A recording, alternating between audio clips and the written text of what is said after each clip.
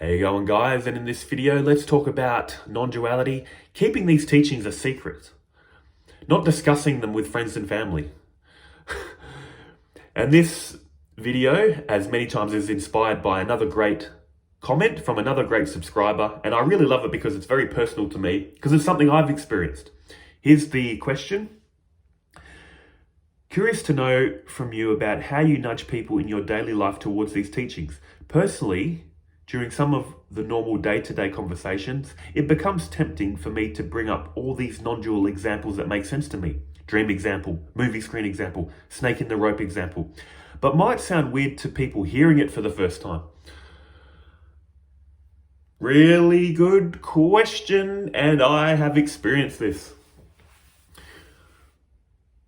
I was very preachy with these teachings when I first got into them. Why? Because they changed my life so much and you want to share them with others. But like they said in that question, that comment, people might find this weird. And they will find it weird, because non-duality is telling you to do something very unique. Investigate your own experience. Don't take on any belief system. Just investigate what's happening. And as always, the Bhagavad Gita, so many gems of wisdom to help us with this. You'll see it there. Chapter 3, verse 26. The wise should not create discord in the intellects of ignorant people who are attached to fruitative actions by inducing them to stop work.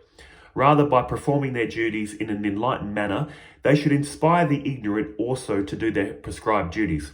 First of all, I want to say, this word ignorance sounds very harsh in English. In Hinduism, ignorance, the way this is translated is, in English, ignorance means you're stupid, you're dumb or something.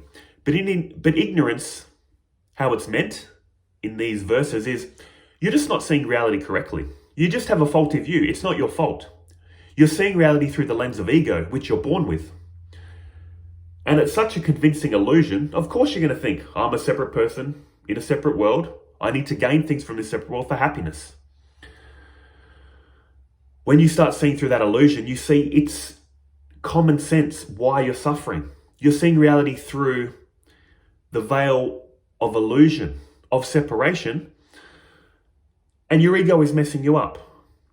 Your ego makes you feel separate. Separation causes desire. Desire inevitably causes anger. Anger will destroy your life. Attachment to the changing will destroy your life. This is all coming from ego. So once you clearly see it, you're not seeing reality through ignorance. But most people, like I said, are. And once you start getting a glimpse of this in yourself, you naturally want to share it. But another thing you'll realize in Hinduism, when you switch it to devotional language, the difference between Western and Eastern religion is Western religion will tell you there is a God, there is you, you're separate, and you have free will. So freely choose the right path. Freely don't choose the wrong path. And that's why there's a sense of urgency in just say Christianity. They'll say, look, you've only got one life. This is the truth. Join us. Otherwise there's consequences. Many Christians will preach because they're told to preach and they genuinely want to help you. I have many family members that are Christian. I won't single out people, but at one stage or another, they've tried to bring me into Christianity. And I know it's because their heart is in the right place. The only difference between Christianity and Hinduism is Christianity will say, this is the only way to salvation. Hinduism will say, we agree with you, Christianity, in the sense of, if you sincerely devote to a Jesus or a God through the Christian lens, you're going to get Jesus or God. So they're going to say, we totally agree. You're right. But also Hinduism will say, Bhagavad Gita, chapter 4, verse 11, however my devotees approach me, I approach them in the same way. Approach this reality as Jesus, you're going to get a Jesus. Approach it as an atheist, you're going to get a cold, dark universe operating under the laws of physics. Devote to this reality in a non-dual way, seeing the one appearing separate, you're going to get a non-dual reality. If you can see where I'm leading with this. So that's the difference. Hinduism will say, do all your Christianity. You're going to get God. You're going to get Jesus.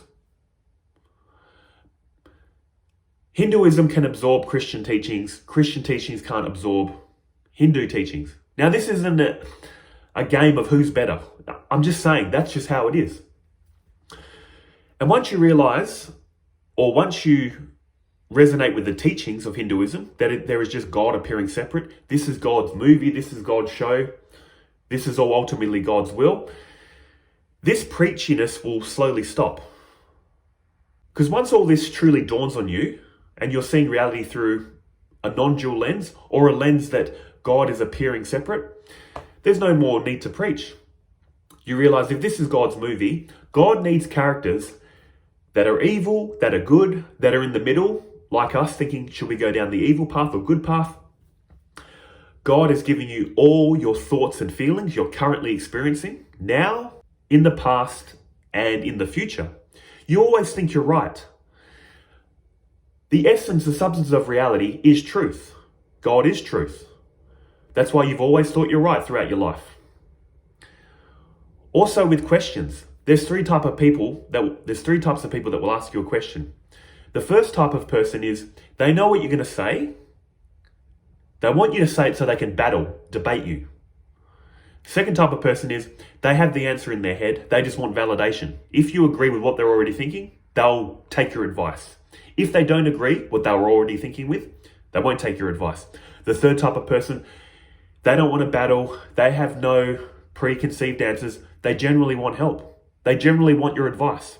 And that's the mindset you need to be in to eventually get into the teachings of Hinduism and non-duality. You need an open mind. We're all operating through belief systems. It's natural. But this life needs to break you down. It needs to make you open-minded before these teachings can take effect. And this is why if you look at Eastern teachings, if you read the Upanishads, there's many examples of people coming up to a guru and saying, "Guru, teach me. Please teach me the highest knowledge." The guru says, "No, get out of here." Then they come back, "Please teach me. Get out of here." In other words, the guru will keep sending you away, saying, "You're not ready. You're not ready." As opposed to Christianity, they're encouraging you to come in. Come in, come in, be saved. They're actively trying to bring people in. Hinduism and Eastern philosophy is actively trying to get rid of people, it seems. Because they know you need to be done with this world before these teachings will resonate. So go, have your fun, do what you need to do, then come to these teachings. There is just God appearing separate. There is just God experiencing God. God needs you to think and feel there is happiness in this world. Until such time, God lifts that illusion and starts pulling you back in, making you realize there is no happiness here in this world. It's in God or your true self. So what I'm saying with all this is, how do I personally live in day-to-day life? What are my conversations like? I unleash all my non-dual and spiritual thoughts onto YouTube. For the very fact that YouTube, the YouTube algorithm is very good. You just talk about what you want to talk about. It matches up people that resonate with what you're saying. There is no non-duality church. So where else can I talk about this? I don't have a community in real life.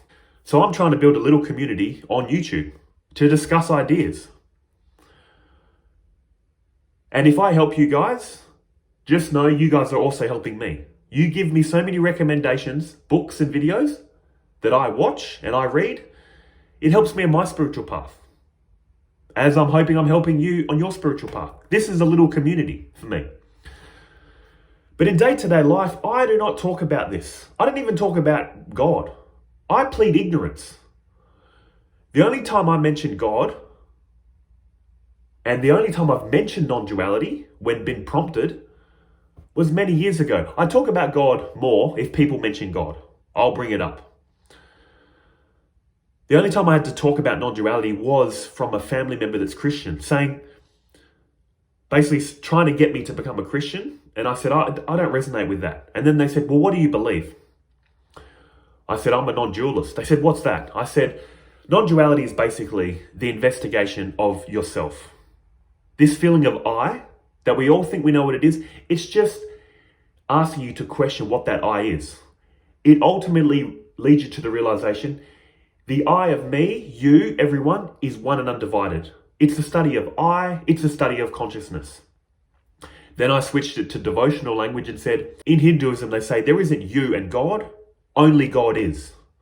There is just God appearing as all this world, as this creation, much like in a dream.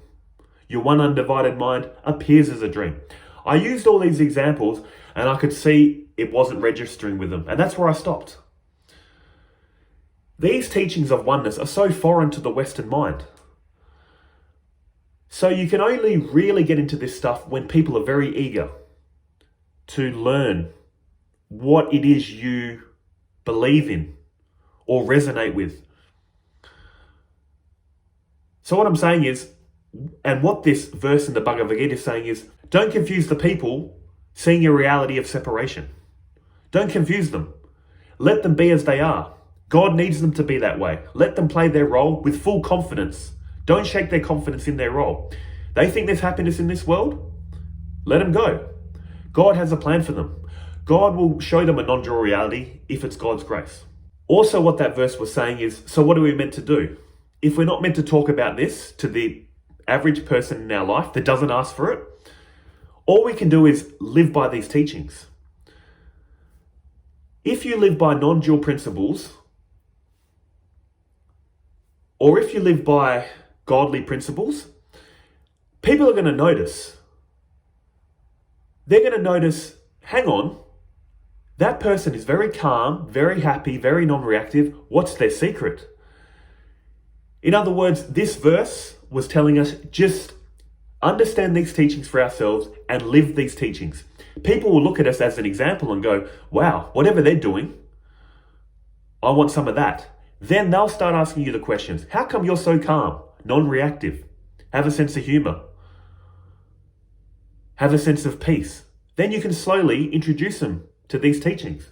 Another thing to realize is, again, what Krishna says in the Bhagavad Gita, chapter 4, verse 11, however my devotees approach me, I approach them in the same way. Use that advice, not because you're Krishna, but the advice of however people approach you, approach them in the same way. And try to give them a little boost. If someone comes to you and says, I really want to make a dent in this world, there's happiness in this world, try to just nudge them up a little bit and say, that's great and all. Maybe just do it in an ethical manner. Don't do the wrong thing. Make all the money, get all the success you want, just do it in an ethical manner. See, you're bumping them up slightly. If someone comes to you and says, look, I've tried so hard in this world for happiness, it's just not doing it for me. What's the meaning of all this? Maybe nudge them to the God teaching. Have you considered God? God is going to be a rock of peace in your life if you want to bring God into your life. See how you're kind of nudging them up? If they come to you and they're really into God and they start asking questions like, and this is what did it for me. Even when I was young, God is meant to be all powerful, all knowing. Everything's happening according to God's will. Then who am I then? If everything is God, if everything's happening to God's will, who am I and what about my will? Then you can slowly nudge them into non-duality. Well, funny you mentioned that, because there is only God here. What are you at your core and God at its core? One and the same fabric. If you just come out to family and friends that have no interest in religion and spirituality and say, this reality is consciousness and your consciousness. This reality is Brahman. And what are you? You're Brahman. If you just machine gun them with all these high truths, they're going to think you're weird. Exactly. So to kind of wind down and summarize this video, guys, plead ignorance. That's what I do. Don't talk about this in daily life. Talk about regular things. Leave all your non-dual thoughts and feelings for YouTube or people that already resonate with this in your real life. If they start talking about God, maybe you can talk about God. If they start talking about, they've heard something about oneness, then maybe bring it up. Basically, don't talk about it unless they talk about it first. It means they're open. And most people aren't. Let people be as they are. Everyone thinks they're right. Everyone thinks they have the truth. That's part of God's plan. You need to truly believe the role you're playing as this apparent person is real. Don't disturb them. As that chapter in the Bhagavad Gita said, 3 verses 26. Don't disturb them. Don't let them lose confidence in what they're doing. They really think there's happiness in people, the world, let them go. They find happiness in feeling like they're a devotee of a God, let them go. And in fact, that is a beautiful relationship. Whether you truly think you're separate from God, or you feel like it's an artificial separation, me and God are one, but I'm still the devotee and God is the master, beautiful relationship. Anything to do with God, it's going to be such a blessing to your life. People get so bogged down in the details, and unfortunately, that's why some people in my family that are Christian, I know what they're thinking. They're thinking, oh, that Simon, he's got such a good heart. He thinks and does the right things. If only he would become a Christian, he would make a great Christian. I know what they're thinking and feeling, but Hinduism is where it's at for me. If I'm apparently such a good and nice person, it's through Hinduism. It's seeing that this reality is not truly separate. That's what gave me the why. I grew up a Christian and I had all these questions. Why do the right thing? Why? Because I might go to heaven? Why be nice? Why be kind? I can see why now. Because this reality is a mirror to me and it's a mirror to you. It's a mirror to all of us. So treat these reflections of you with love, understanding, and compassion from the root of love. Helping others is only helping yourself. And that's the golden rule of Christianity. Treat others how you want to be treated. So, hope this video helps. Hope it answered your question. The spiritual path is for you. Find your own inner peace. Put on your air mask first, like they say in a plane. Once you're sorted, help others if you can and want to. You're going to be an instrument of good. And you're going to give genuine help and advice once you start seeing reality correctly. If you're not sorted yet, even if you've got the best intentions, you might give faulty advice. So you're both going to suffer. And like I said, most people think they have their life sorted anyway. They don't want help. They don't want advice. They think they know it all, as we all do. So only help if they genuinely ask for help. That's what I've come to the realization of. So again, I hope this helps. Take care.